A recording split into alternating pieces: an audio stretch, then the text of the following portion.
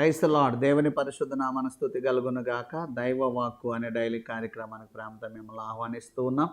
దేవుని కృప మీకు, మీ బిడ్డలకు, కుటుంబం అంతటికి సదా తోడై కాపాడును గాక. ఆమేన్. ఈరోజు వాక్య పరిచర్య నిమిత్తం నిర్గమకాండము 19వ అధ్యాయం 6వ వచనాన్ని మనం చదువుకుందాం. సమస్త భూమియు నాదే గదా, మీరు నాకు యాజక రూపమైన రాజ్యముగాను పరిశుద్ధమైన జనముగాను ఉందురని చెప్పుము. హల్లెలూయా.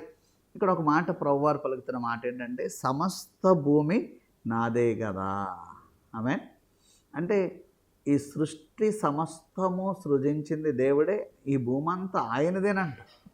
మనమో కొట్టుకొని చేస్తూ ఉన్నాం, ఈ దేశం మాది, ఈ భూమి నాది, ఈ భాగం నాది అంటా ఉన్నాం.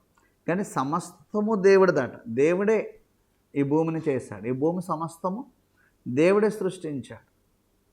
ఆయన భూమిని చేసి, భూమి మీద సమస్తం ఏర్పాటు చేసి, దాని మీద మనిషిని ఆయన సృజించినట్లుగా దేవుని వాక్యంలో మనం చూస్తూ ఉన్నాం. దేవుని రూపంలో మనం సృష్టింపబడ్డాం. అంటే మనం నివసిస్తున్న భూమి దేవునిది, దేవుని యొక్క సమస్తం. అయితే దేవుడు మనల్ని ఆ భూమి మీద ఎలా చేశాడంట? యాజక రూపమైన రాజ్యముగా, పరిశుద్ధమైన జనముగా. దేవునికి మహిమ కలుగునగా. ఈ భూమి మీద మనం యాజకుల వలె, పరిశుద్ధమైన జనాంగము వలె, అంటే యాజకులు పరిశుద్ధంగా ఉండాలి, ఆయన యాజక రాజ్యం వలె ఉండాలంట. ఈ యొక్క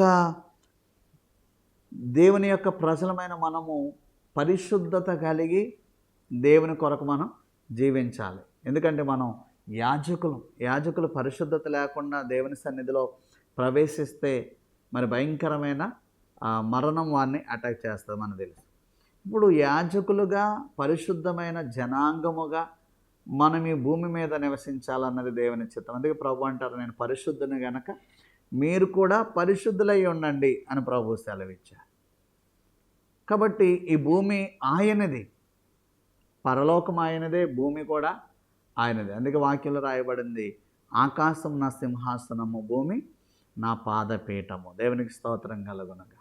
సో ఈ భూమి మీద మనము యాజకులంగా, ఈ భూమి మీద మనము ఆయనకి పరిశుద్ధ జనాంగముగా మనం జీవించాలి. ఈ భూమి మీద ఎవరైతే పరిశుద్ధంగా జీవిస్తారో వారికి పరలోక రాజ్య ప్రవేశం. పరలోకంలో పాపులకు స్థానం లేదు, కానీ పరలోకంలో పరిశుద్ధులు మాత్రమే ప్రవేశిస్తారు.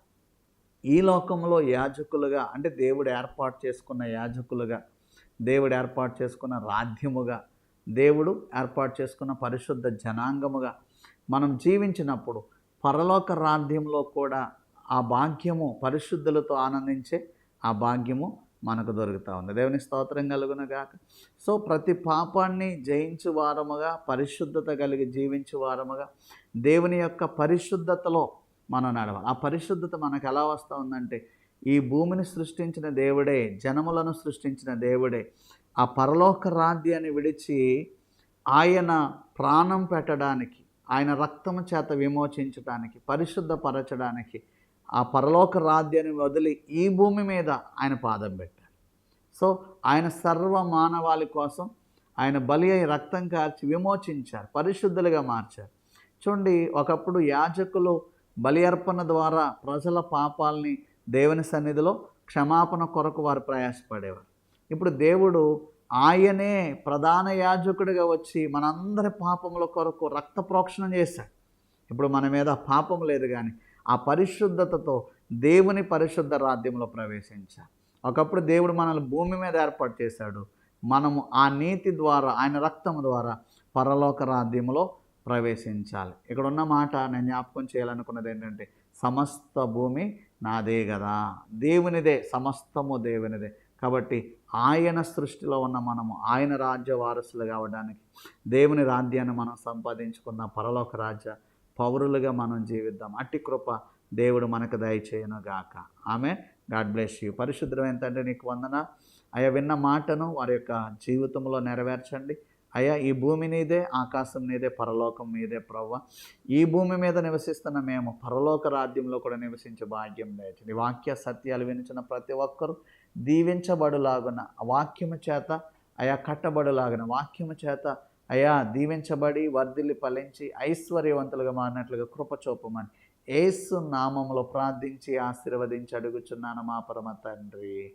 ఆమేన్. God bless you.